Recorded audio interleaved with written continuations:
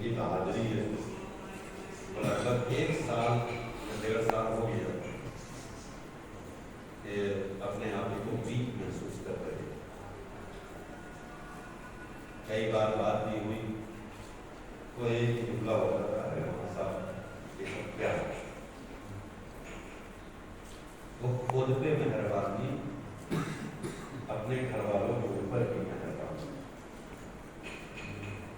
اپنے آپے کو کسی بھی طریقے سے ان مرضوں سے شفا کرتے رہنا، کیونکہ ہر آدمی کے اندر وہ توازن نہیں پائی جاتی۔ اگر مجھے کچھ ذرا بھی کچھ ہو جاتا ہے تو اس طرح سے مگر ابھی 4 دن پہلے ہی میں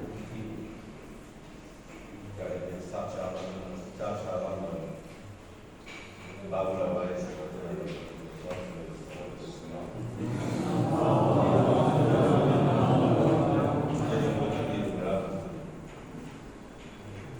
اتنی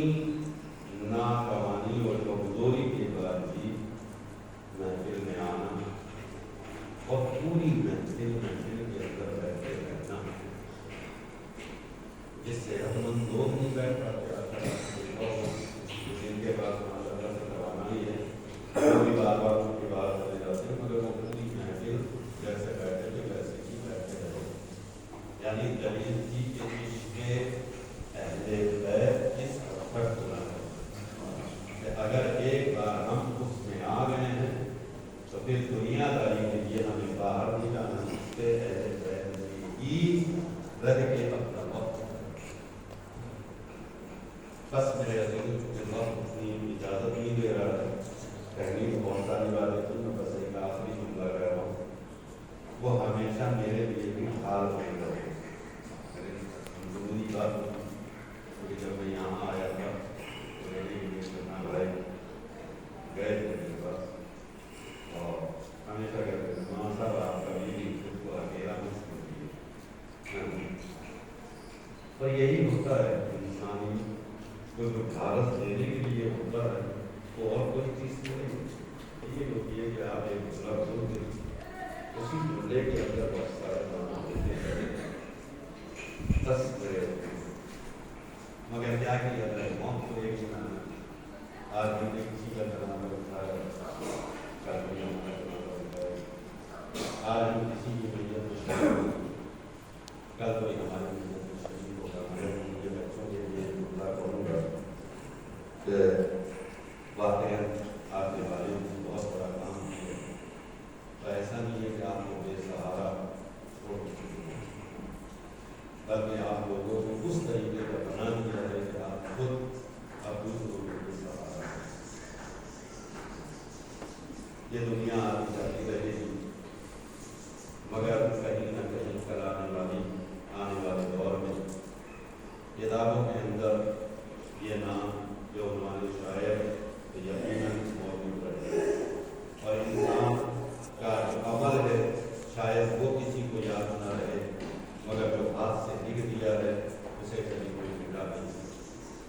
یہی وجہ ہے پروردگار عالم نے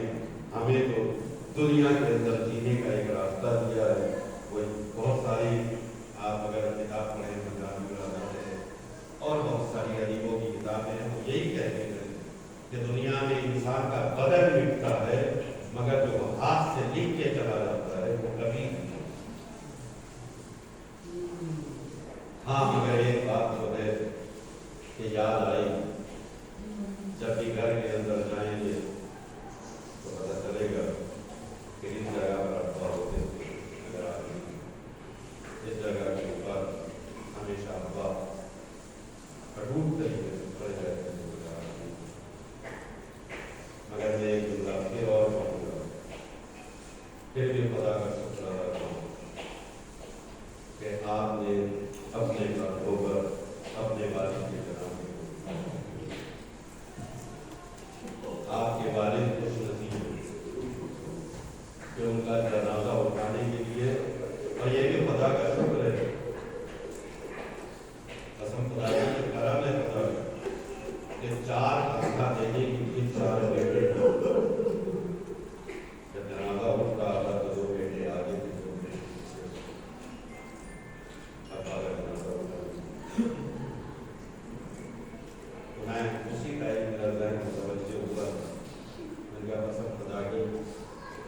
اللہ ہر ایک کو یہ شان نہیں دیتا کہ اس کے بیٹوں کے کاندھوں کے اوپر اس کا جنازہ ہو. مجھے یکایک گڑبڑا کر ایک منظر یاد آیا کہ جہاں امام حسین اور سید سجاد رضیوں میں جمعے ایک بہن کی بوڑھی رسیوں میں بندھی ہوئی. ایسا نہیں ہے حسین کا بیٹا ہے حسین کی بہن ہے جو رسیوں میں بندھی ہوئی. حسین کی ایک بچی بھی ہے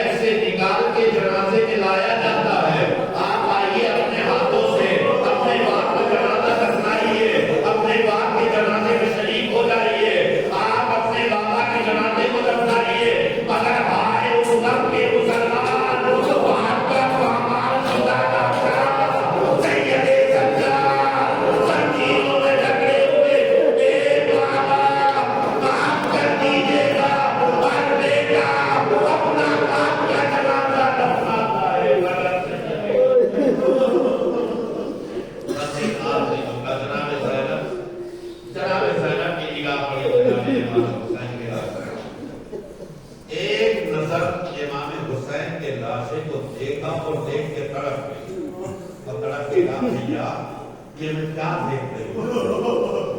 بھیا میں یہ کیا دیکھ